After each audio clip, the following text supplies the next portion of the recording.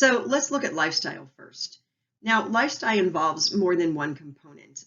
If you're sedentary, if you lack physical exercise, um, that can really have a profound impact on your overall health as well as your level of physical pain. Smoking, of course, can impact your health and pain, believe it or not, and poor stress management. So you might be surprised to find out that physical inactivity is the fourth leading risk factor for death. And this is of a non-communicable disease because obviously you can't spread this to other people worldwide. Although you can impact those that you care about because they do watch you, and especially our children. They watch how we behave. And if we never move and we never exercise, it's quite likely they'll end up doing the same thing. So when we look at research that looks at how exercise affects pain, that yields tons of data, tons of data. It could take years to look through all of that. If you search the current database for studies involving just low back pain and therapeutic exercise, you'll find over 1,200 studies. So here's one. It's a randomized controlled trial that was done in 2009. And it showed that progressive resistive exercise, this means that you keep making it a little bit harder, you don't keep doing the same thing, can significantly reduce chronic low back pain in a population of outpatient PT patients.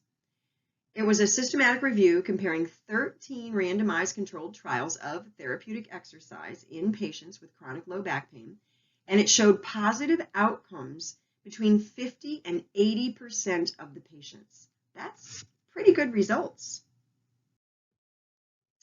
When it comes to neck pain, exercise and neck pain. So this was strength training. This was a kind of a small study. There was only 48 women. They had a complaint of neck pain with jobs that involved monotonous activities. And they were randomized to participate in strength training or general fitness training or perform no physical exercise at all.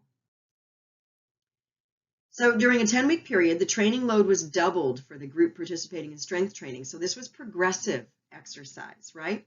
They experienced a 50% drop in their pain scores with the added benefit of strengthening their muscles. Those participating in the general exercise also showed statistically significant drop in pain scores, but it was smaller. And there was no significant change in the group performing no physical exercise. Another study published in Arthritis Care and Research showed that osteoarthritis patients who participated in strength training actually maintained more strength and less narrowing of the knee joint space than those performing only range of motion exercises.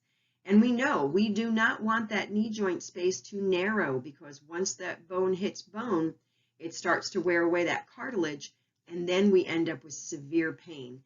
And there's not much that can be done after that except a total joint replacement.